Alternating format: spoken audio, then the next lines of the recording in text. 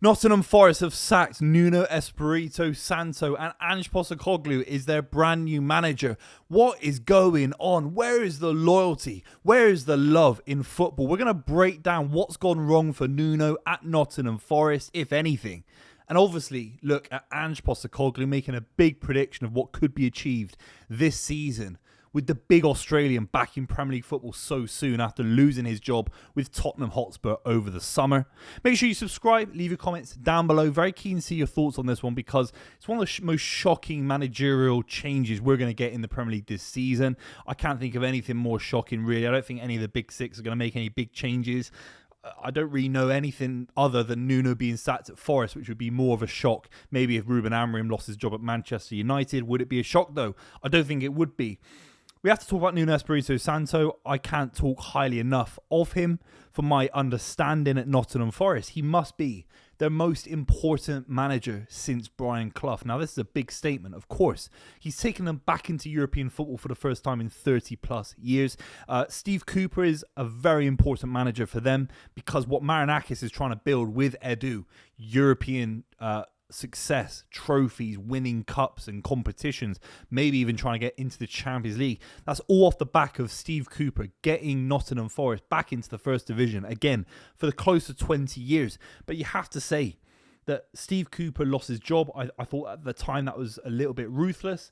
Nuno's come in, not only kept Nottingham Forest in the division, he's the only manager in the history of Premier League football to double his points tally across 2 seasons. No one's ever done that. No one's ever had a meteoric rise in the way that Nuno Espirito Santo had Nottingham Forest at points last season, even in a title challenge in December and January. It fell away, of course, and even the Champions League aspirations fell away as well. But they're in the Europa League. The season before they had 32 points. They were 17th.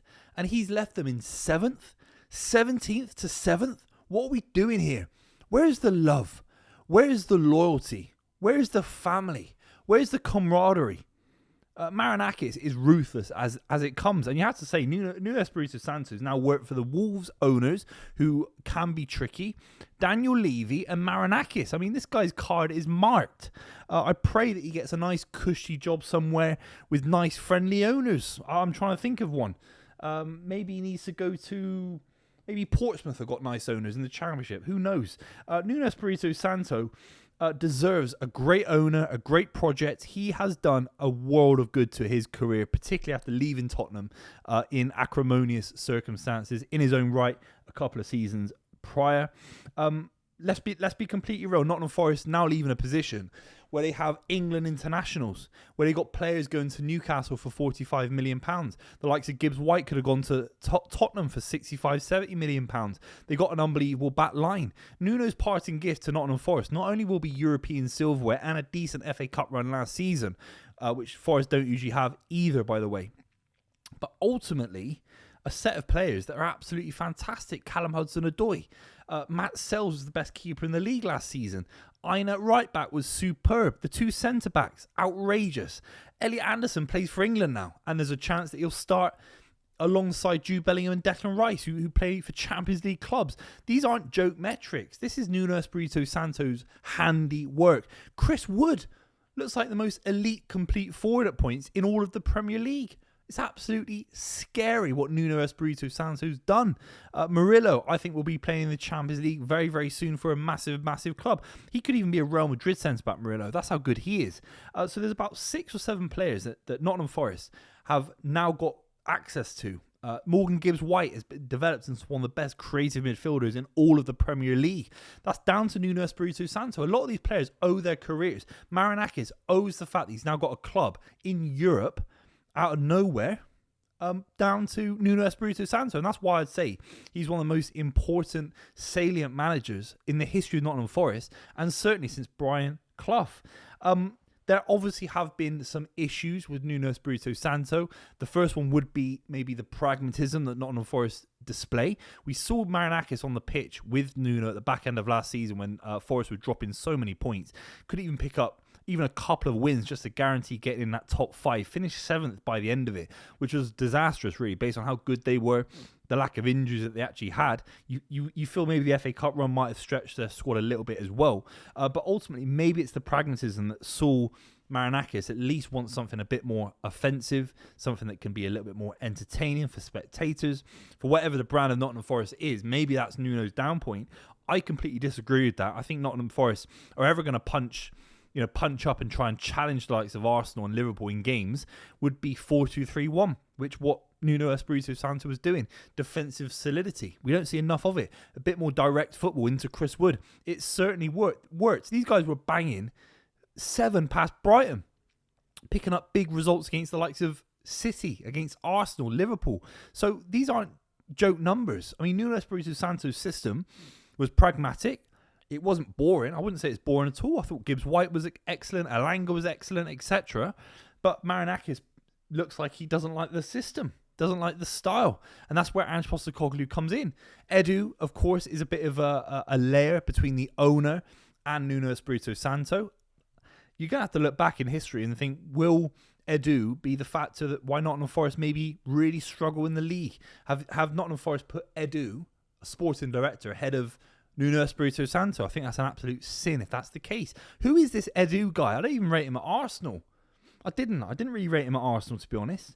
Yes, they need a little bit more experience in the boardroom. Yes, they're pushing for the Champions League, and Marinakis has got big goals, big ambitions, and fair play to him. He's provided that with keeping Gibbs White on side, keeping him with a brand new contract. That is ambitious. A lot of owners would have just sold Gibbs White and tried to start again, just held their hands up and been reluctant to the fact that Gibbs White wants to go to Tottenham. Let's talk about Ange Postecoglou. This guy just came 17th with Tottenham, the worst league position in that club's history in the Premier League era. The kind of points tally, the amount of losses that kind of get you relegated in many, many seasons in the Premier League. So we're talking about a manager coming in. I don't even know if he's better than Nuno, period. He might be better in the Europa League, of course. He just won the Europa League. Is he going to win Nottingham Forest the Europa League? My gut would be no. I think Nuno Espirito Santo, with this system, actually could have done a little bit better anyway because of the defensive qualities that Nuno clearly has in how he sets up his team. A high line with this back line.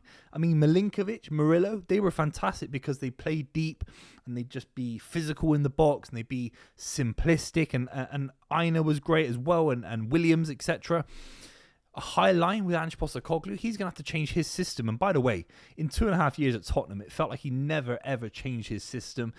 This high line persisted to the point where fans were irate and he was stubborn and Spurs were getting smashed left, right and centre.